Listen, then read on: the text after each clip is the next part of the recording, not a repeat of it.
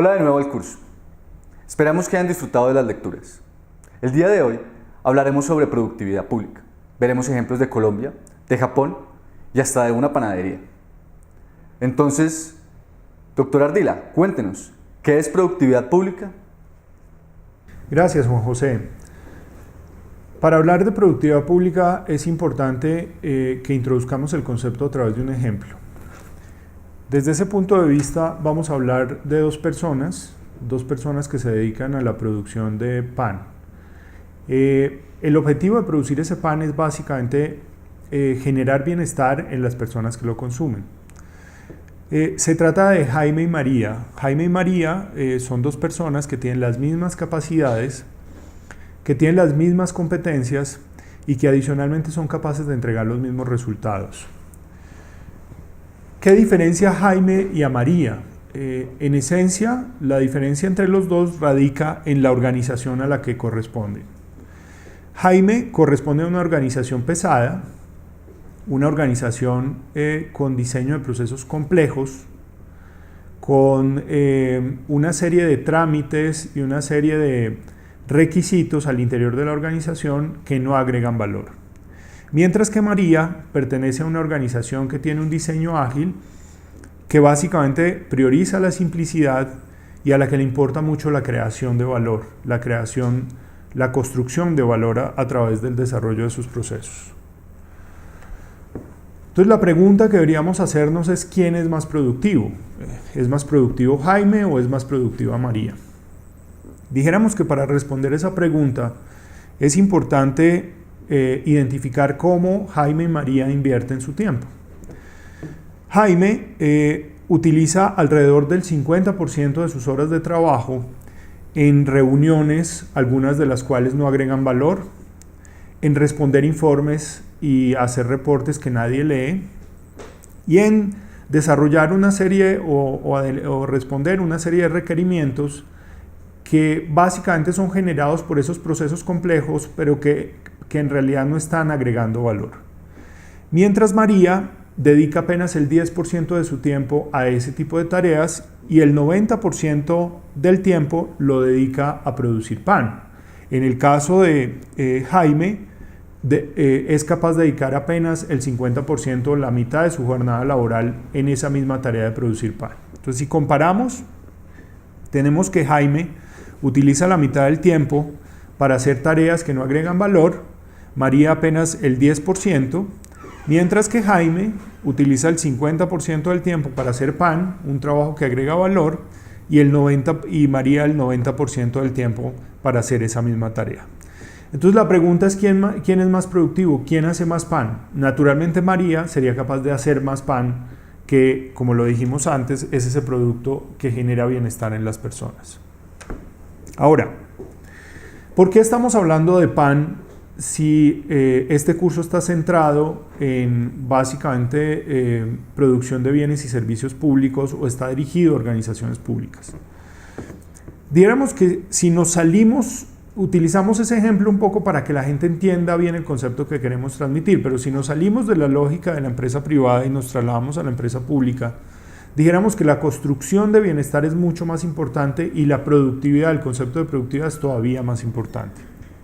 Pensemos en lo siguiente: si somos una empresa que produce gaseosas, produce bebidas azucaradas más bien, el hecho de que incrementemos productividad pues beneficia exclusivamente a los accionistas en el sentido de que les permite con unos mismos costos generar más productos y por esa vía más ingresos y a través de eso generar mayores utilidades. Sin embargo, en el caso de lo público, si incrementamos la productividad, lo único que vamos a lograr es con los mismos recursos mejorar el bienestar de más personas. Entonces, desde ese punto de vista, si bien empezamos con un ejemplo simple de producción de pan, trasladándolo a lo público, los mejoramientos o digamos tener mayor productividad en una organización pública, lo único que reporta es mejoramientos en productividad. Para ilustrar un poco más la idea, podemos hablar de dos ejemplos muy interesantes, uno de ellos que tuvo lugar acá en Colombia. En Colombia, hace unos meses, tuvo mucha difusión en medios el caso de doña Rubiela Chivará. Doña Rubiela Chivará, tristemente, puede ser catalogada como, o lo que le pasó a doña Rubiela Chivará, puede ser catalogado como producto de la baja productividad pública en nuestro país. ¿Qué le sucedió a ella? Básicamente trató de acceder por varios mecanismos y en varios momentos al sistema de salud. No fue posible tener la asistencia que debería tener en los tiempos requeridos. Dadas esas circunstancias, terminó muriendo en la calle luego de tratar de asistir a una cita médica y posteriormente, digamos que su cuerpo terminó en la calle sin que se le hiciera el proceso de levantamiento durante 5 horas. A pesar de que es un caso muy duro, es un caso que puede ser común en la mayoría de nuestros países o que puede ocurrir desde distintas perspectivas en muchos de nuestros países. ¿Y qué está mostrando? Detrás del evento de doña Rubiela hay una serie de organizaciones que no fueron capaces de atenderla rápidamente, que en primera instancia no fueron capaces de garantizarle la vida a través de una atención médica rápida y adicionalmente, luego de que se materializó su muerte, no fueron capaces de hacer el levantamiento y de hacer todo el proceso, digamos, posterior de manera efectiva y rápida. Dijéramos que ese es un resultado, como les digo, de la baja productividad. Ahora, si tratamos de encontrar un ejemplo de alta productividad, podemos hablar de un caso que fue viral en redes sociales, que es el de Fukuoka en Japón. Todos tuvimos oportunidad de ver lo que sucedió cuando en esta ciudad pues, hubo una depresión en el pavimento por una construcción que se estaba haciendo, y básicamente se destruyó toda una vía. Lo cierto de ese caso es que en un periodo no menor a o más bien un periodo menor a una semana, lograron hacer los arreglos y dejar todo tal cual como estaba antes de que se generara el daño. En ese caso, el alcalde de la ciudad salió a disculparse con la ciudadanía. Se disculpaba porque consideraba que se había demorado mucho tiempo haciendo la corrección. Entonces, si comparamos los dos casos, pues vamos a ver las ventajas en Fukuoka de tener una alta productividad, y es básicamente que podemos solucionar problemas sociales a una velocidad muy alta y garantizar el bienestar de las personas por esa vía. El problema de la productividad pública, uno de los problemas de la productividad pública es que no se mide, digamos, no tenemos mediciones precisas en materia de productividad pública. En Colombia no conocemos mediciones internacionales formales de productividad pública. Sin embargo, la literatura nos dice algo muy interesante, y es que la productividad pública tiende a estar por debajo de la productividad privada, que sí se mide. Ahora, muchos de nuestros países latinoamericanos tienen una baja productividad privada. En ese sentido, digamos, podríamos afirmar que la productividad pública es sumamente baja en la mayoría de nuestros países. Ahora, si bien no tenemos indicadores que la midan, sí tenemos proxies o aproximaciones o variables que nos permitirían inferir cuál es el nivel de esa productividad.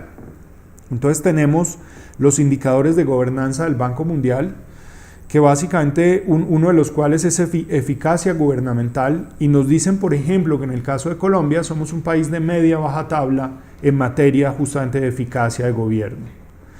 Eso que nos está mostrando que todo nuestro aparato no nos lleva necesariamente a ser los más eficaces.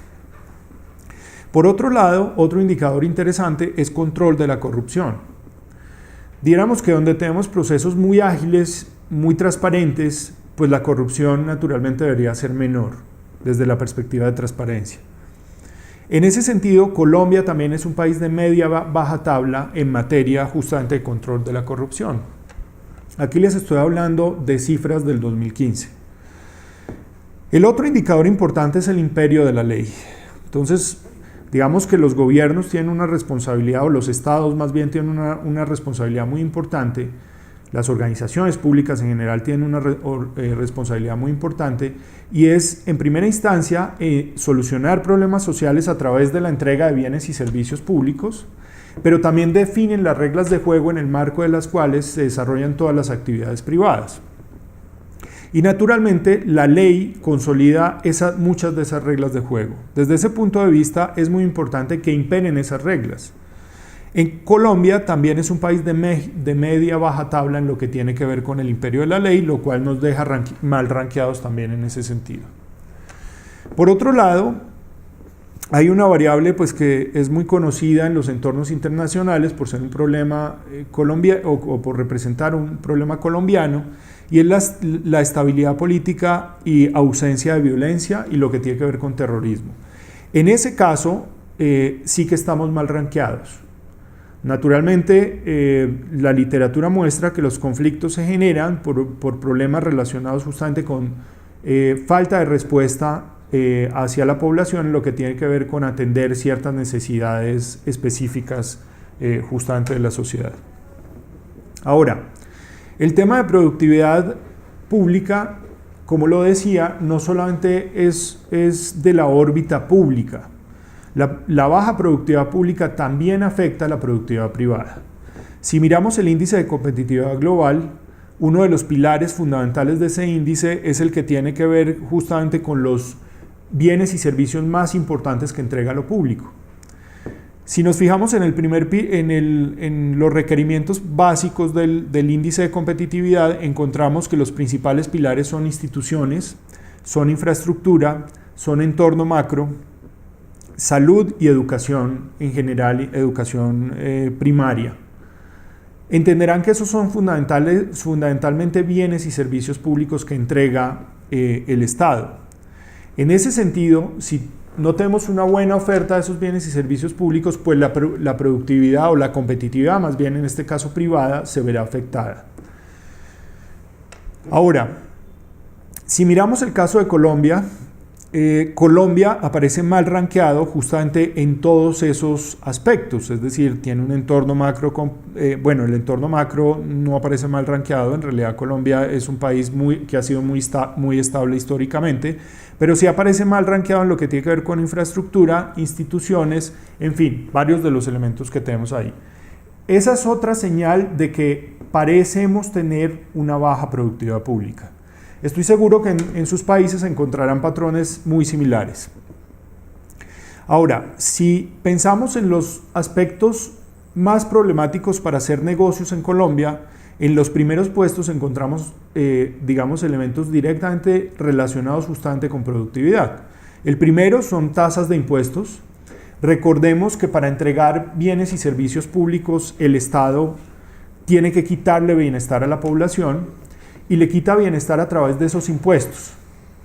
Entonces, si logramos incrementar productividad, tendríamos un efecto de doble vía. Por un lado, a través de la entrega de mayores bienes, de una mayor cantidad de bienes y servicios, logramos entregar mayor bienestar, pero también, si mejoramos productividad, necesitaríamos menos recursos para producir esos bienes y servicios, es decir, necesitaríamos quitarle menos bienestar a la población.